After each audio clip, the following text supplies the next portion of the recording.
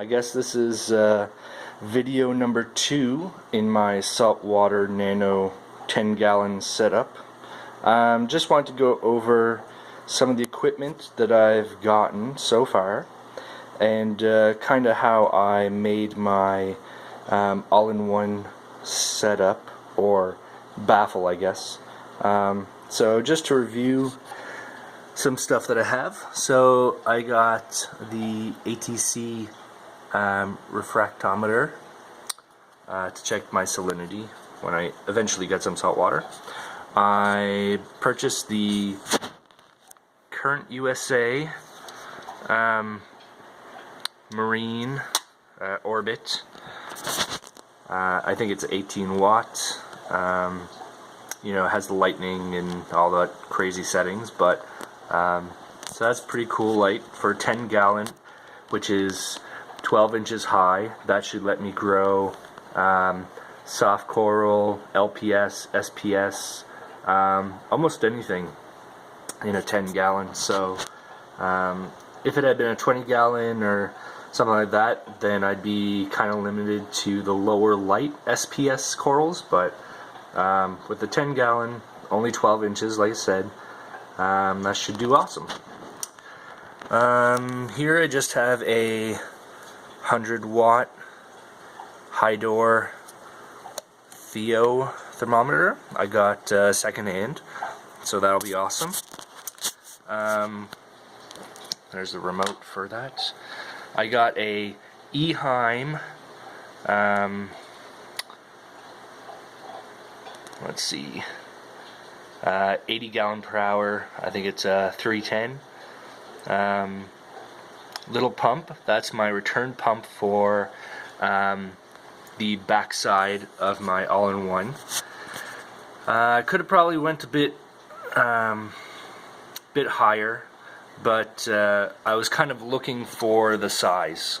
I was actually going to make my baffle much narrower in the back. I ended up going with 2.5 inch for the back of my baffle versus 2 inch or even 1 3/4. This little pump is actually only 1.4 inches wide, so I could have went really tiny in the back, had more visual or display area in the front of my tank, but you know, decided that I probably want to get my hands in there at some point. So 2.5 was kind of the least I could do and still have room to get behind there. I also made,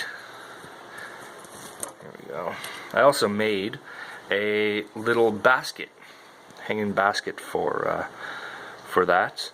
I'm actually using ABS sheeting plastic, which is moldable. So I heated up this little piece, made a little bend, and that will hook on to one of the back dividers on my baffle, and it'll be suspended, and that's where the overflow is, and you know, 3 trays, and that's great.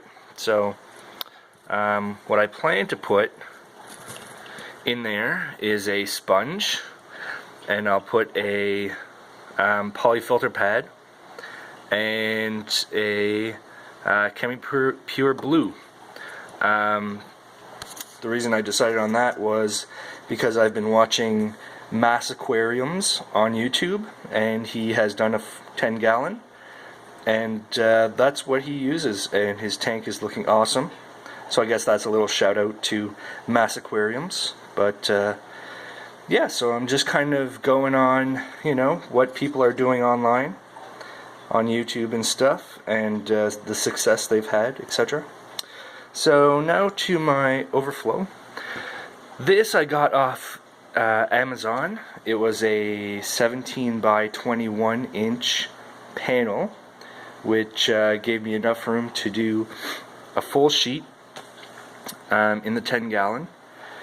10 gallon is 20 inches wide by 12 inches high, so that gave me tons.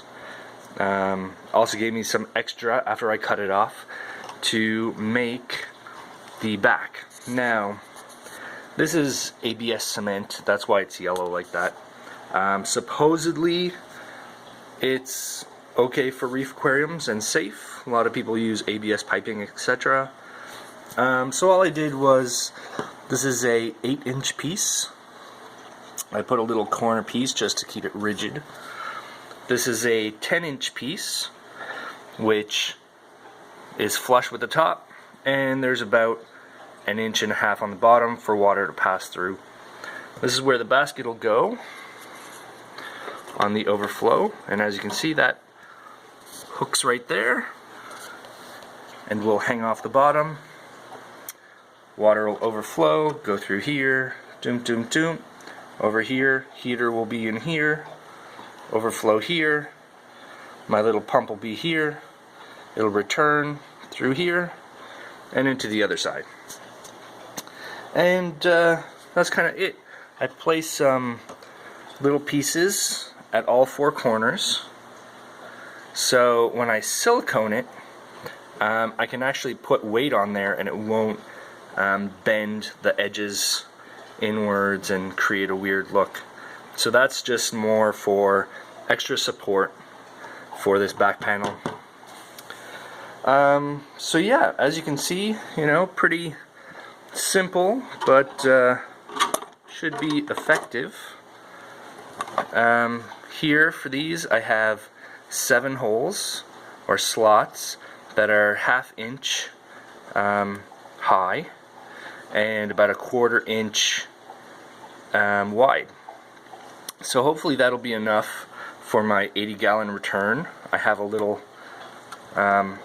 lock line thing here that I purchased, and that fits in great.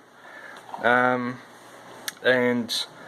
just a word to the wise, this is a little spot of super glue that got smeared on there, and now there's a couple little dots, but you know, live and learn.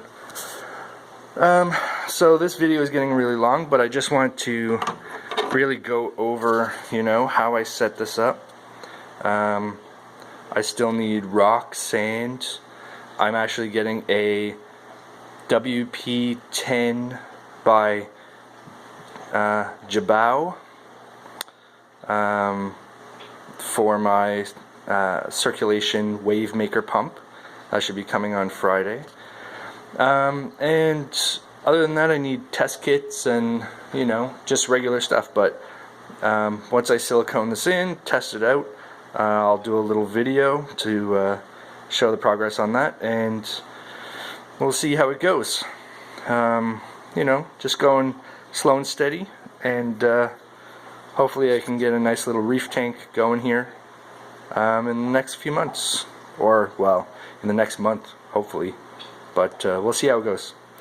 Okay, as always, like, subscribe, share, etc, etc, and comment, because I love getting comments and things I should change or do better, etc. So yeah, I'll see you guys later.